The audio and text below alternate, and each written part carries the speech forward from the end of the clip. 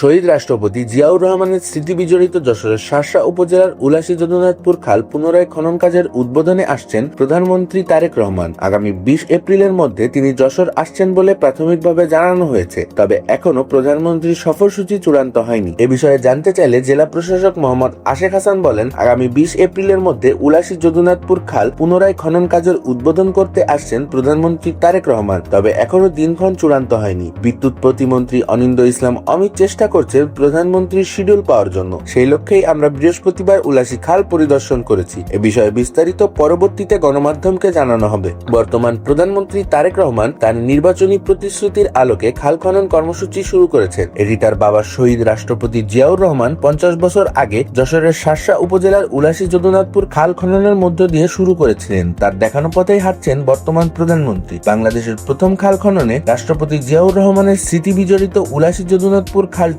এলাকার মানুষের কাছে জিয়া খাল নামেই বেশি পরিচিত। খালটি দীর্ঘদিনেও সংস্কার করা হয়নি, ফলে পলি জমে ভরাট হয়েছে। শুষ্ক মৌসুমে পানি শূন্য হয়ে পড়ে। খালটি পুনরায় খননের দাবি এলাকাবাসীর। সেই খালটি পুনরায় খননের উদ্যোগ নিয়েছে সরকার।